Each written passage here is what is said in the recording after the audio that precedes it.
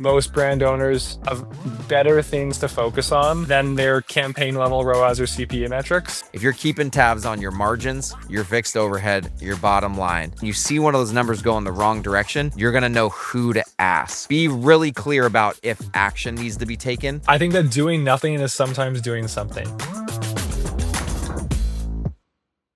We're back with episode 32. Dylan, what's happening, man?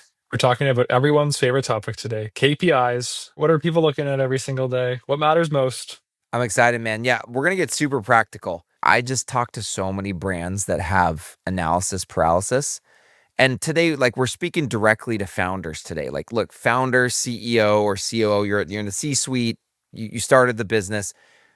You're super busy, right? You're getting pulled into all these different areas of the business. You cannot possibly consume all the data that is available to you at any given point in time, nor should you be doing that. So what we want to talk about today is what are the growth marketing and finance kind of KPIs or reports that founders should be looking at throughout any given month. So Dylan, let's start on your side of the house. If you were to pick just 3 growth marketing KPIs for a founder. By the way, we didn't prepare this before. I'm throwing this out as a curveball. Just 3 KPIs for a founder to watch on a monthly basis. What would they be? I'll bucket one batch together. So contribution margin, but new customer and returning customer contribution margin. I think those have to be looked at separately because when you do forecasting, those should be broken out separately. I would also look at new customer ROAS and total sales. If I had to pick 3, I'm throwing out MER. MER matters too. If I had to only look at 3, I would look at those. And the reason why I throw total sales in there is only because I think cash flow is maybe the most important metric of everything. And on the marketing side, usually that has some correlation to total sales. What are your 3? Well, you said some of the same ones. So I would say if we have to expand 3 to 6, right, and bring in the finance lens, I would add bottom line profit, cash conversion cycle, and I would say probably the current or quick ratio, something that relates your assets to your liabilities to understand if you have the ability to pay your liabilities. I would say if you looked at those 6 things, you wouldn't know everything about your business, but you would know who to go ask questions to about what is driving the number. So what is driving the change in that number? And that's what matters. I want to make that clear before we dive into like talking about the reports you should be looking at. What's important is that that you have enough KPIs and reporting for you to assess the bets the business is placing, right? And the risk inherent in them.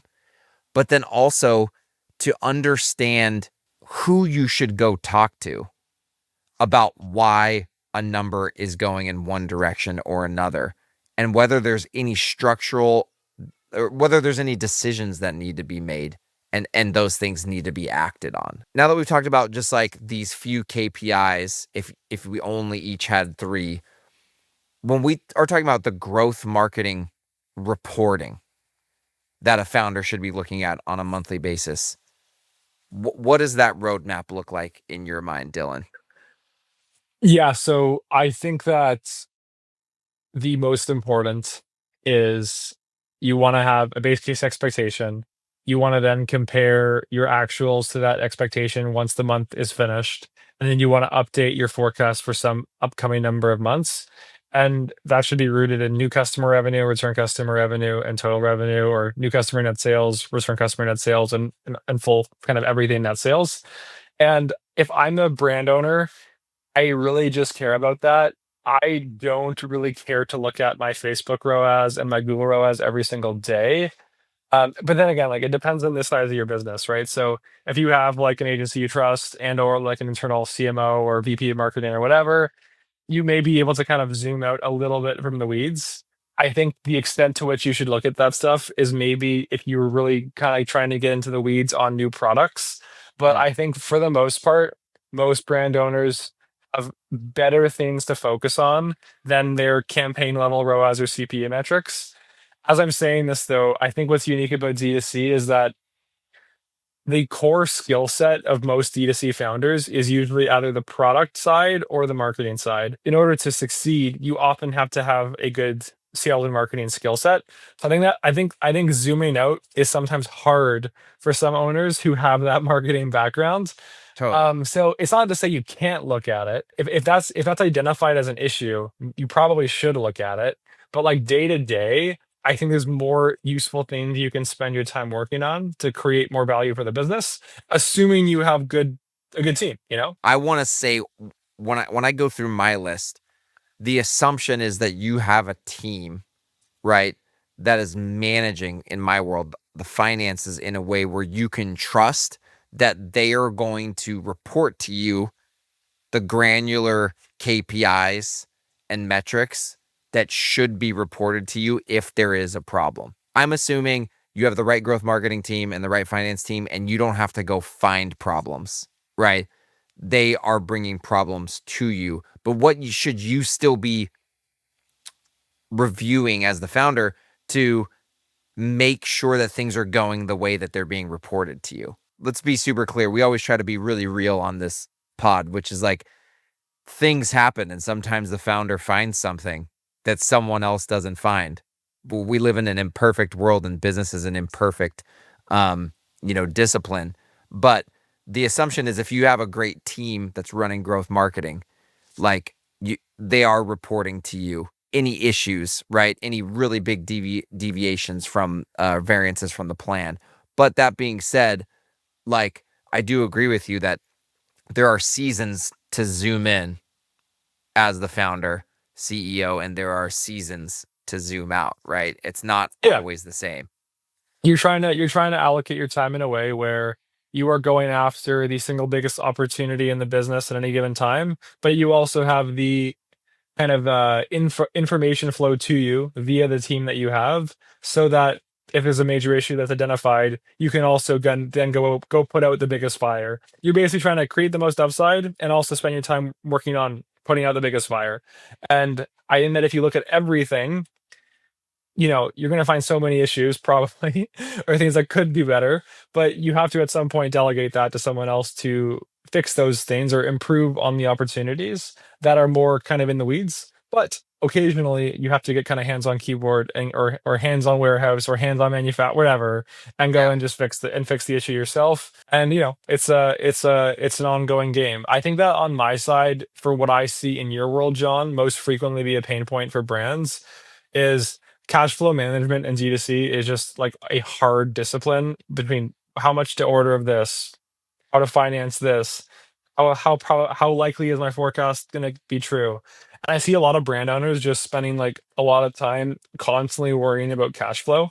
And I think that, like, for as an example for that, if you have a partner that can actually help you manage that in a way that is less stressful, um that allows you to spend more time just working on stuff that actually moves the business forward versus just like stressing that you're going to have enough sales on Wednesday to make payroll on Friday.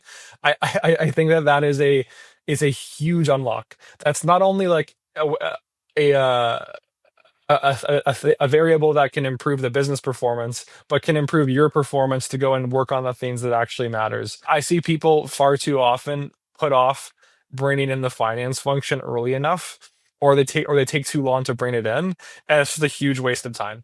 I'm sorry, not a waste of time because it's not important, but it's a waste Yeah, of the yeah. owner's time Totally. to be Totally. doing that at that time at that volume of scale. I agree. We see that a lot as well. And it's funny because I talked to a couple brand founders in the last couple weeks who were interested in potentially working with Free to Grow. And they're like, hey, look, these guys actually were more organized than many other founders that I've worked with. They had some cash flow forecasts and they kind of had some budget versus actual stuff. But they're like, I'm not a finance person. I've put this together like my way of understanding these things. And the numbers themselves are decent. They've gotten us to this point.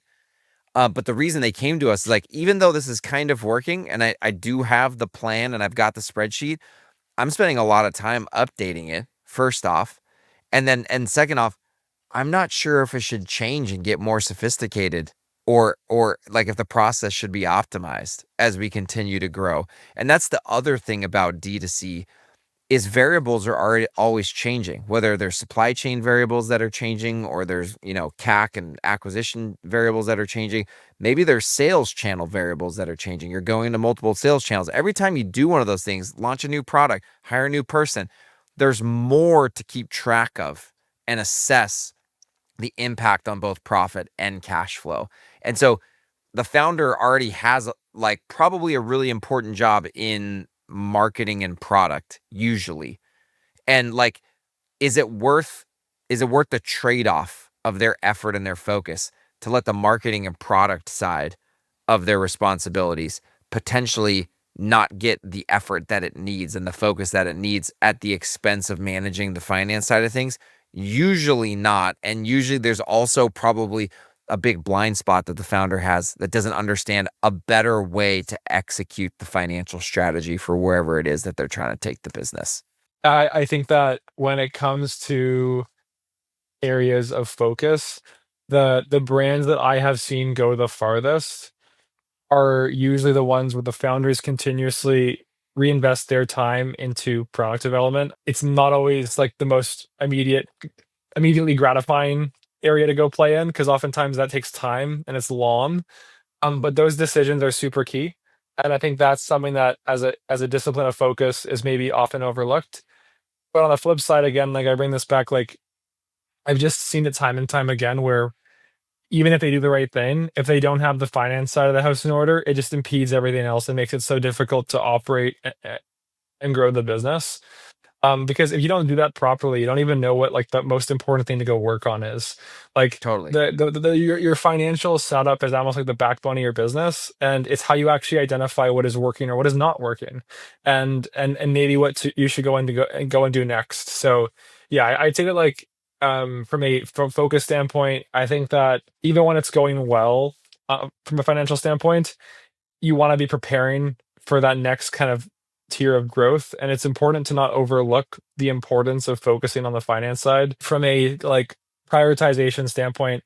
Cash flow is king, and I think that when it comes to like the planning of growth for a business, having specifically cash flow planning locked in as an ongoing exercise, I think if you can take that off your plate, or at least have someone guide you through the management of that, I think that is how you can start really making good risk adjusted bets in your business. I think that segues nicely into like me running through the high level of what I think founders should be looking at on the financial reporting side. I think some of this might be obvious and some of it might not be obvious.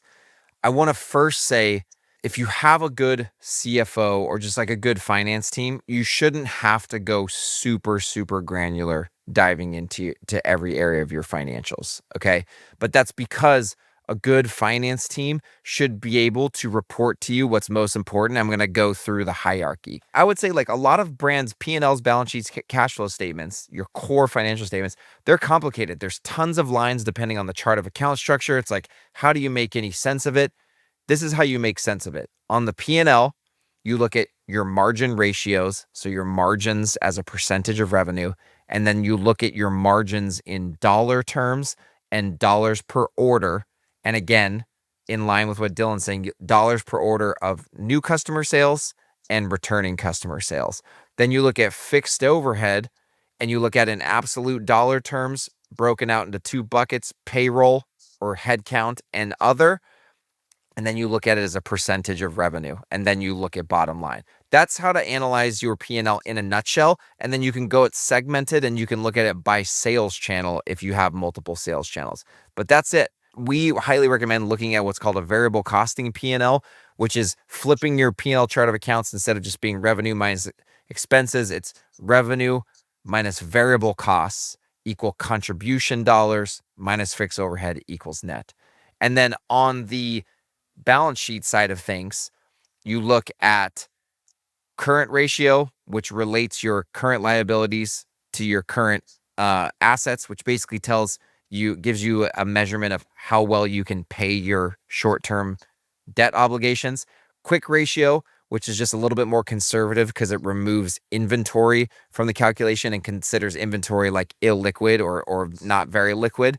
And then your cash conversion cycle, which is the number of days it takes you to collect receivables plus the number of days that it takes you to turn through your inventory minus the number of days that your vendors are financing your purchases. Are there other metrics? 100%. But literally, if you're keeping tabs on your margins, your fixed overhead, your bottom line, and then new versus returning customer, like order level margin metrics, your CAC, your current ratio, your quick ratio, and your cash conversion cycle. Again, it's not going to tell you the whole story, but when you see one of those numbers go in the wrong direction, you're going to know who to ask about why did this happen and what's going on and do we need to make a change. And that's what matters as a founder that is scaling a business where you have other people who work for you who are responsible for various areas. And then on the financial modeling side, the projections, you want to project those same financial statements, P&L, 12 to 24 months, cash flow statement, balance sheet, and you every month want to be doing a budget versus actual. And the budget versus actual is not like this old archaic, like Fortune 500 company, like you went $5 over your budget. It's not about that so much in a scrappy, fast growing ecom brand. It's more about, are our assumptions correct or not that we're basing these forward looking decisions on?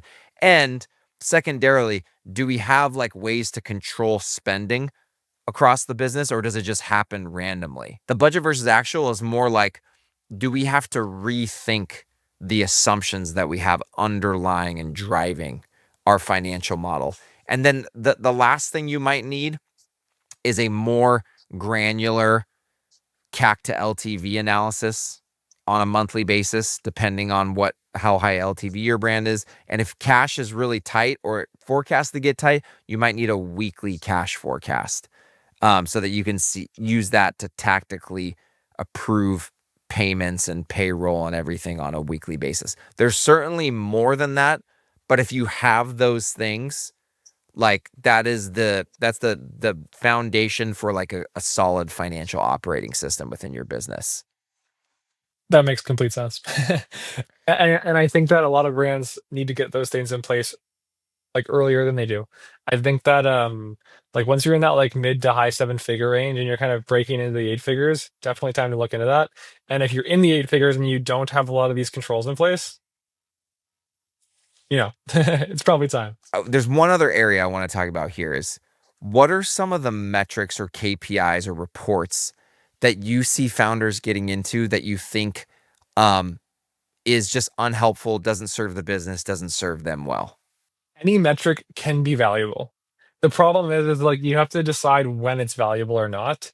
Frequent occurrence I'll see is when someone decides there's an issue in their business and they want to go peg it on some obscure metric. The CTR on my Facebook ads are not good enough. Like assuming there's just one driver, right? There's just one thing that explains it. Yeah, and it's like the thing is like if you hyper focus on that metric, you can do things to make that metric better that will hurt every other metric. It's like what actually just matters is the end outcome, and all these metrics play together. It's usually not as simple as like this is the silver bullet solution, this is the reason.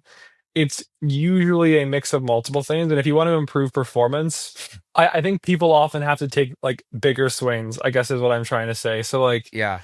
if you're seeing that your margin dollars are deteriorating as you scale, or maybe year over year comps looking worse because your ad costs are going up, if you've tested like 500 different ads, it's probably not going to be the 501st ad. That doesn't mean you can't test another 500 and improve performance by 3%. But if you need 10%, you may need to just not look at the data and actually critically think about how can I just build a better funnel overall? Is it the pricing of the product? Is it how many of them I'm selling together? Is it the offer where you buy more, save more? Is it the upsells? Like these are the types of things that actually move the needle after you've reached a certain level of maturity. Now, granted, if it's a new product, I haven't launched that many ads before, or if you're going to take a swing and like, hey, I've been selling this product to like 35-year-old women. I actually think I could angle it in a way where like it could crush in the 55 plus crowd. Like, fair enough. That's a better test. But these like incremental little changes, I'm not saying don't do them, but they're not going to be the thing that like fixes your business when you have a crisis with performance.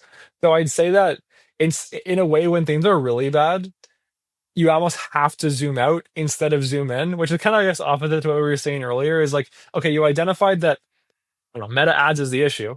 Maybe I'm going to zoom in. I'm going to see how big of an issue is it. Do I need to get like 2 or 3% better? Because if so, maybe we can just kind of make a few tweaks. But if it was like a real issue, normally from there, you actually have to go back to the drawing board. The iterative changes on like these singular metrics, I think, are often going to be losing games over long enough time horizons. So that's my thing is like go after the metrics that matter the most and think critically about how you're going to get them. Like one analogy I would say is like if you want to make a small improvement in performance, small changes can get there. If you're looking at where you are and where you want to be and it's a pretty big gap, you're probably going to have to go make some pretty big changes to your funnel. I just want to say for everyone, this is such valuable advice. I have seen so many brands go down this rabbit hole before, and I actually have seen a 0% success rate on fixing what they wanted to fix by doing this. What I was gonna say, it's kind of related, or I've seen these situations happen together, is like I think the most unhelpful, super myopic like metric that I see mislead founders is like daily ad spend performance. And it's not necessarily the monitoring of it, it's the acting on it too quickly. We've talked about that before on this show. And so I guess what I'll leave us with, my kind of final thoughts, and then we'll go to yours and we'll close up here. But my final thoughts are, we've given you a roadmap here of like if you wanted to look at the smallest number of metrics possible, follow this list, and it should give you enough to understand what's changing to the point where like you can go to the person responsible for it and figure out what's more granular. The second piece that I want to leave everyone with is like whatever metrics you decide to dig into, it's totally fine, but just be very intentional about deciding when you need to act. Because monitoring any level of metrics is not a good thing or a bad thing until you either act on them or don't take action on them. And you should have done the opposite. So just like be really clear about if action needs to be taken, regardless of what it is that you're monitoring. Yeah, I think that doing nothing is sometimes doing something. You're opting to just wait, and that is sometimes the best move. When there's a really bad day, sometimes there's a reason. Like sometimes it's like, oh, I'm out of stock of the thing I mainly sell. At that point, there's probably a huge breakdown in communications that are happening between your ad team and an inventory team. But most of the time, when people get concerned about like a singular bad day of performance, it's just a bad day. There are lucky good days and unlucky bad days that occur.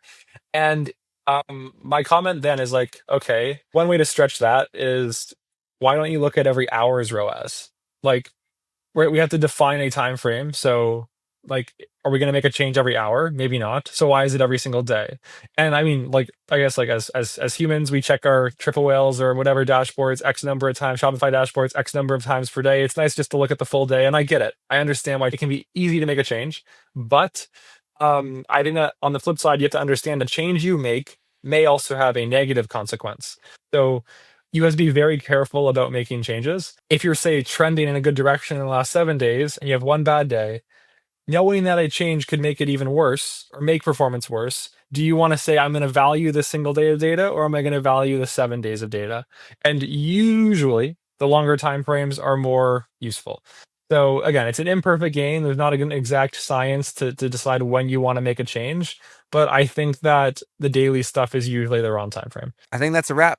Episode 32. This is a good one. Very practical. I know this is going to be helpful for everyone that listened, and looking forward to the next one. Let's go.